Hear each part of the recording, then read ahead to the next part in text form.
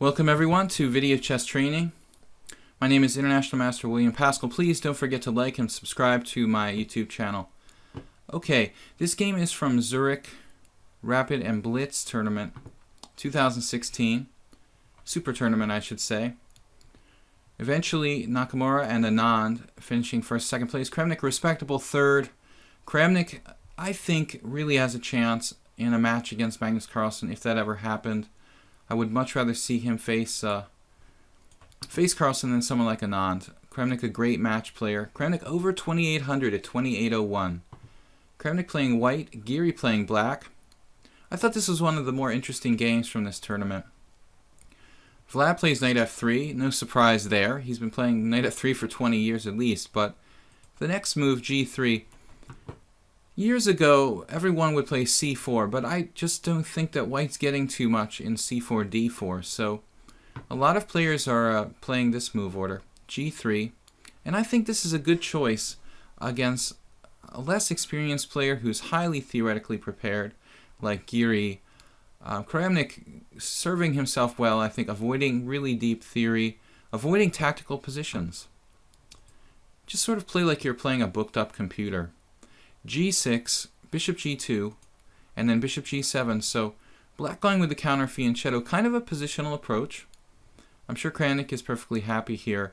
And it's sort of a Grunfeld type of structure, could transpose directly. Vladimir plays d4 now, committing himself in the center. Black was threatening to play e5 for the first time, so if you allow e5, you're playing a Peertz reversed. It's time to make a stand in the center. So now c6, and this turns it into a kind of Slav for black, which is perfectly solid. Black could play sharply with c5, I imagine, but Kramnik probably has some preparation if things transpose into some kind of reverse Catalan or a Grunfeld proper, it would be okay for Vladimir. So c6, and then castles. Black is ready to take on c4, perhaps if white tries that. Knight to f6, and then b3. This is a good move against a well-prepared tactical player. I remember my years playing chess in tournaments in the United States. In the early 2000s, there was a player, a strong Grandmaster, Kashashvili, who would play the similar kind of setups effectively against lower-rated masters with white. So similar to that, b3 here, not a theoretical move, not dangerous for black objectively, but especially in a practical game, in a rapid tournament, he takes the young tactical player out of his book and just puts him in a normal position where hopefully Kramnik can outplay him later on. Castles and bishop b2, and now bishop f5. This looks like the most aggressive move for black, but you know, it's not clear what it's doing, just developing the piece somewhere, controlling the center.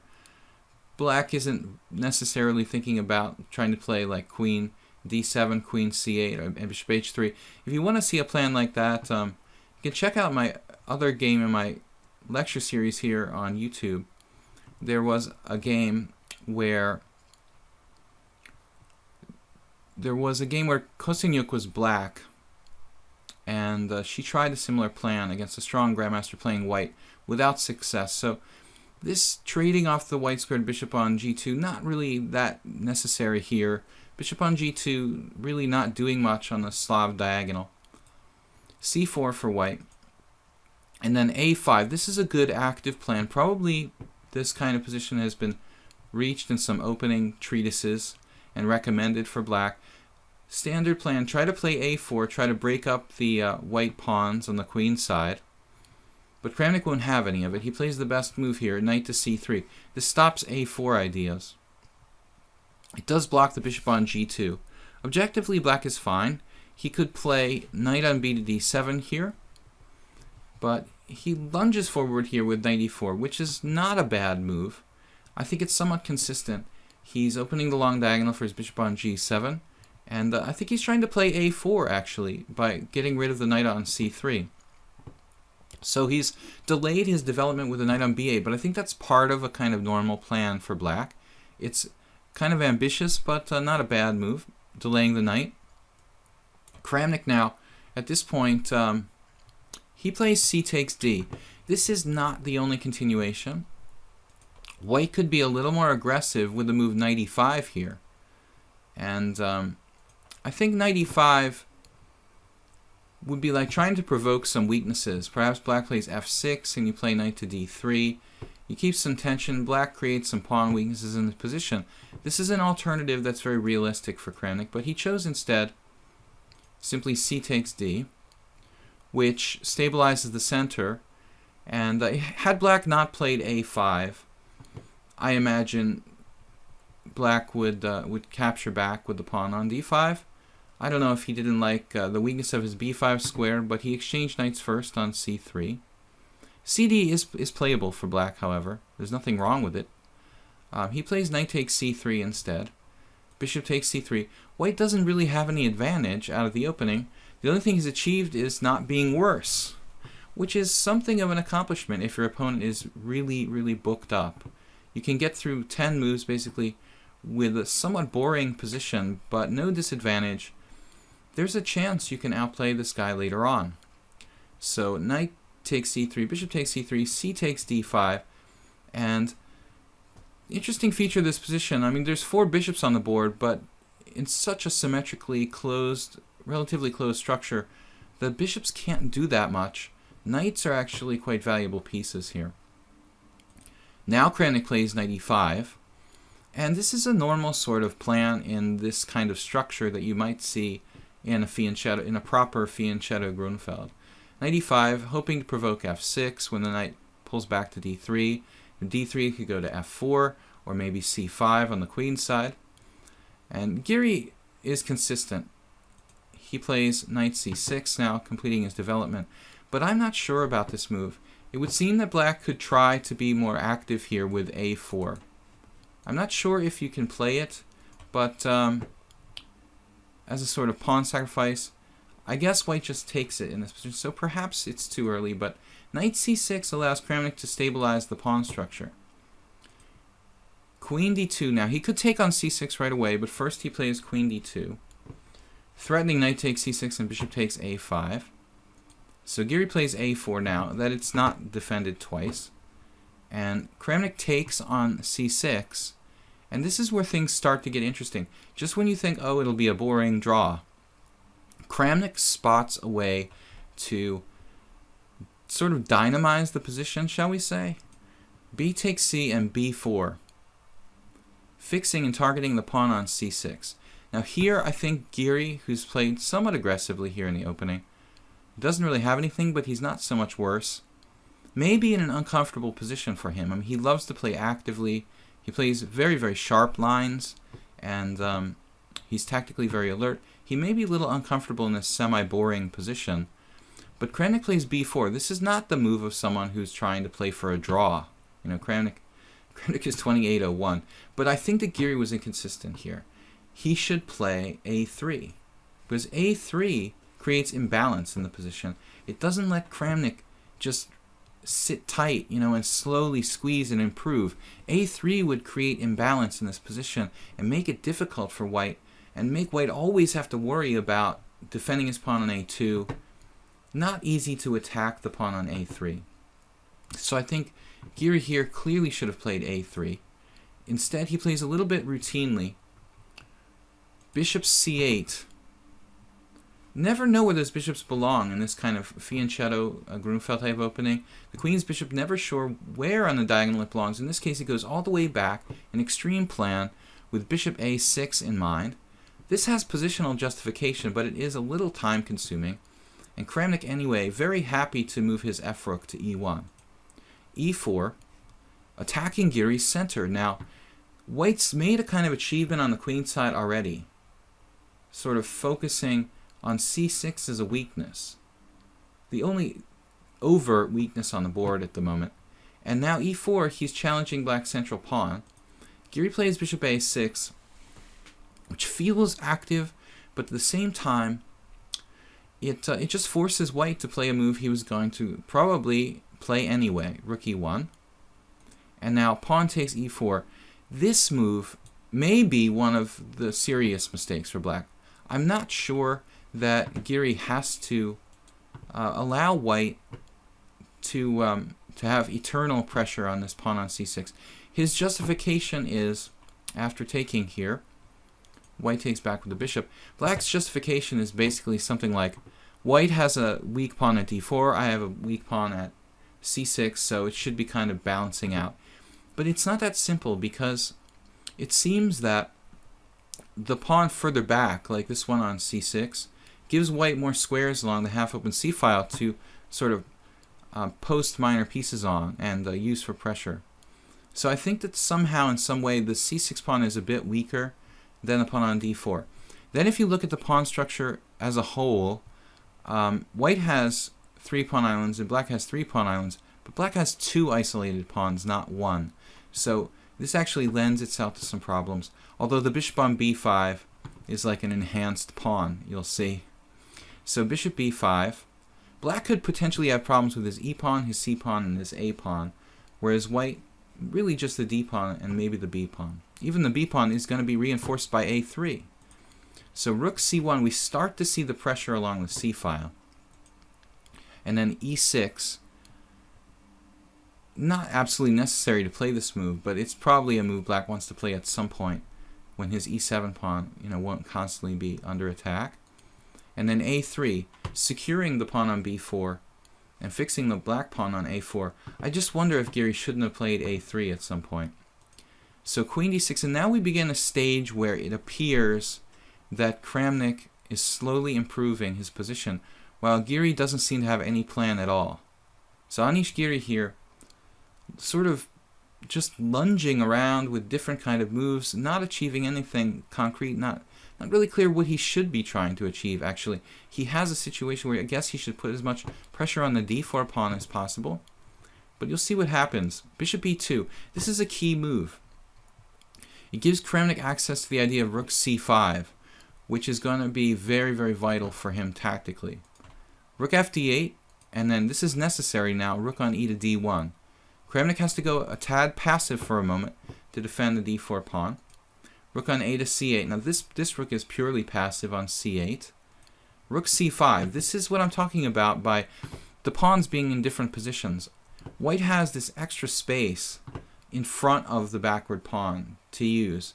Black doesn't have as much space in front of white's d-pawn to line up heavy pieces. So it seems like in some way the pawn on the 6th is more of a target than Kramnik's pawn on d4. More accessible as a target, let's say. And now Giri played a very strange move. When it looks like all he can really do is waiting moves, but it seemed odd to play this queen b8, which doesn't really have much to do with the position at all. Queen d7, if you're going to retreat the queen, would look a little bit more natural. And now Kramnik has d4 pretty well protected, so he brings a lot of pressure to bear on c6, and black has to defend passively. This queen b7, rook c8 looks extremely passive for black. And then Kramnik plays a very interesting move here, kind of based on tactics. So queen g5, lunging out, when there are tactics based on the rook on d8. So the threat is more or less at some point to play bishop takes c6. So if, for example, black plays the move f5, he didn't play this weakening move. If he did, white would have the move bishop takes c6. Because the black rook on c8 is overloaded, defending d8 and defending c6.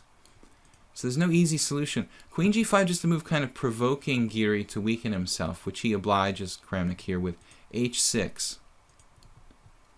h6, and then queen f4, staying active, pressuring h6, keeping the queen on a good diagonal. It might even take away things like rook c7 from black in some positions as a defensive resource. I would imagine Kramnik should be thinking about h4 soon. Giri played queen d7, and now this was a super move. I don't know how far Kramnik calculated, but it looks very tempting to play the move queen f3. He didn't play this, but I calculated queen f3, bishop takes d4, bishop takes d4, queen takes d4, bishop takes c6, bishop takes, rook takes, and then finally it looks like after something like rook takes, black has very, very strong activity with queen to b2, tying white down to this a3 pawn. I'm not really sure if I really trust white's position. So rather than cash in on this pawn when black might have drawing chances in this ending, Kramnik instead plays the move bishop f3. I think this is maybe his best move of the game. Defending d4. In the event of bishop takes d4, now we have moves like rook d1, because the queen is actively defending d4. So tactical ideas of pinning the bishop on d4 with the move rook to d1. Also, Kramnik might be able to take the pawn on h6 in some lines. The point is, another thing, when the bishop's on e4, this exchanging variation on d4, in those lines, the bishop on e4 might be hanging, so the white queen can't take on h6. But now the bishop's on f3. If we exchange on d4, we can take the pawn on h6 and keep the queens on the board. Kramnik also has ideas of h4, h5 here.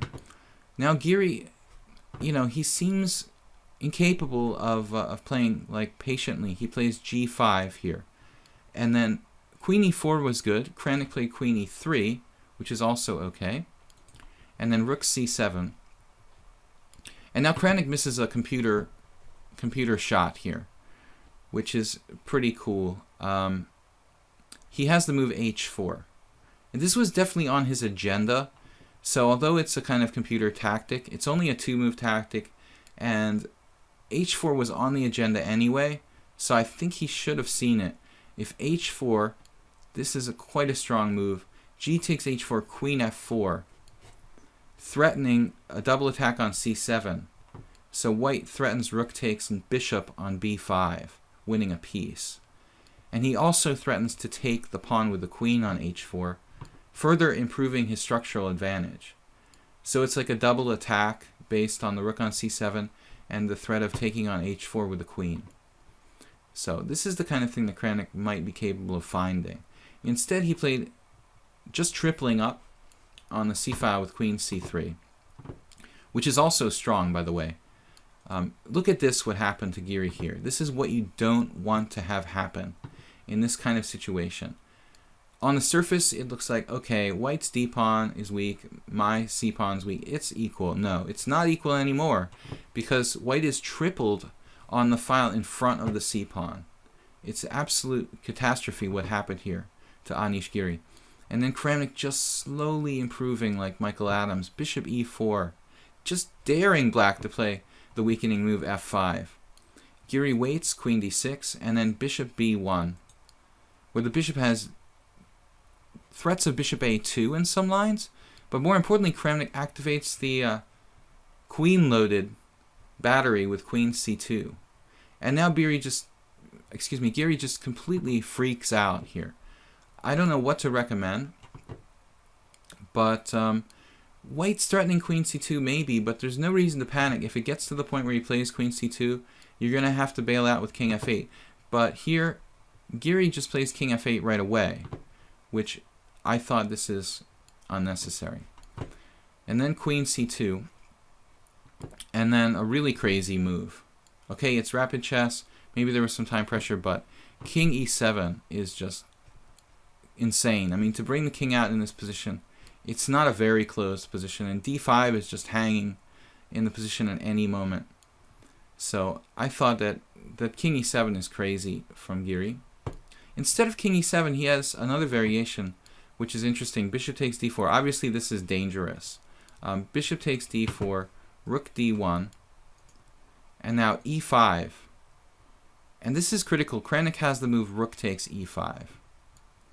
This is basically what Kramnik has to find. Key line, rook takes e5, c5 only move. Taking the exchange is just too dangerous for black. And now I analyze rook on d to e1. When it looks like Kramnik is keeping a pretty strong initiative here. He is not up any material, but the black king is just in danger of getting sliced and diced on the long diagonals. A queen could enter the position at h7 at any moment, and the e-file is now wide open, so it looks like a very, very dangerous situation for Kramnik. For Giri as black. King e7 instead, and then rook e1. It looks like instead of rook e1, this idea of transferring the other way is the real move that punishes king e7. Bishop a2. Appeared that bishop a2 threatening d5 is almost like lights out. Just almost totally lights out. for black. But after rook e1, he plays king f8. This is actually a losing move, king f8. So a bunch of king moves when Giri didn't know what to do. Here he has like one last chance to kind of defend himself by actually getting the rooks off the file. To play rook b8 in this position, Kramnik has a clear advantage after rook b8. But I think this was more or less his only chance to play rook b8 and to defend the bishop on b5 in some lines. So after d5, you can play bishop takes b2. I mean, basically the idea is d5, bishop takes b2, queen takes b2, and then you can take. c7 is protected and b5 is protected, and black can survive. And if you don't do that, you're lost for sure.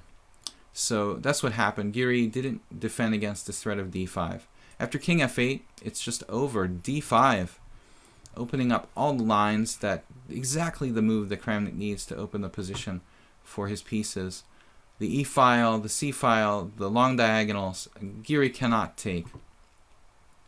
If you take on d5, you get mated very quickly. After bishop takes g7. And if you take on b2, white will take back on b2 with very strong threats across the board. So Giri has to play e5. And it's just too many weaknesses, and white's got in d5, so it's basically over. f5 is weakened in addition. Rook c1 tripling on the file. And Kramnik, just these little moves the whole game, basically put Giri in a situation where he didn't know how to find any constructive moves. And his waiting moves really weren't very good. Bishop f6, queen f5, probing the new weak squares, available thanks to e5. It's kind of like a full body massage, this game, from Kramnik. I wanted to title it that, but I just thought, you know, it wouldn't really be an appropriate title for a YouTube video on chess. But anyway, I mean, that's what I would call it. Kramnik gives a full body massage. Queen f5, bishop g7, d takes c6.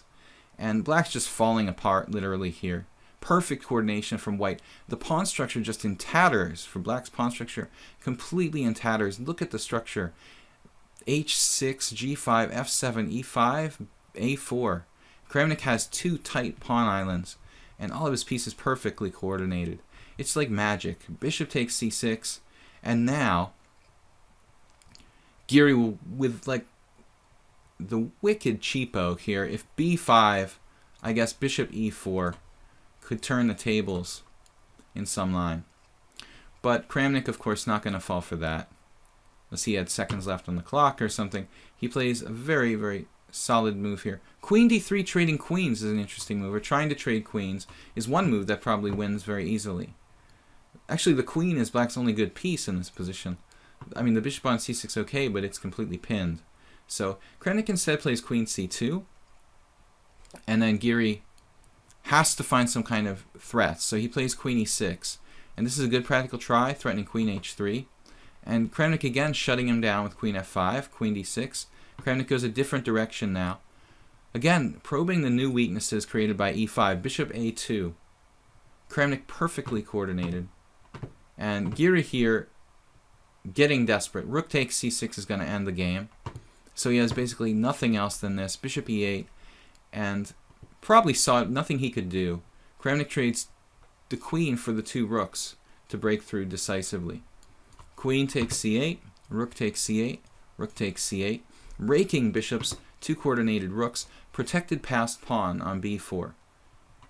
And here, I think Giri could have tried maybe e4, bishop takes g7, and he's lost here. After this, take on e8, and I think in this variation, white has enough.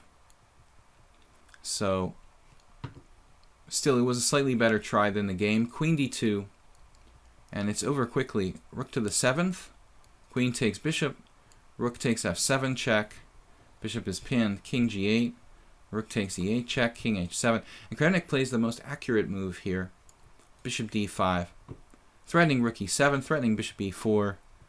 King g6 is no good because of rook g8, and any checks don't have any special effect here for Giri, so he resigned. After 46 moves, Kramnik just strategically crushing Kramnik-Giri, really with a non-theoretical opening, no risk involved, just a kind of positional squeeze. Black got quickly after 15 moves in a position where he didn't seem to have any counterplay and didn't seem to know what to do. So Vladimir Kramnik playing like a boa constrictor, defeating a very highly rated 2700 player easily with the white pieces. Hope you enjoyed the game, and please don't forget to like and subscribe to our YouTube channel, Video Chess Training. Thanks again. I'm International Master William Paschall, and we'll see you again on the channel soon. Bye-bye.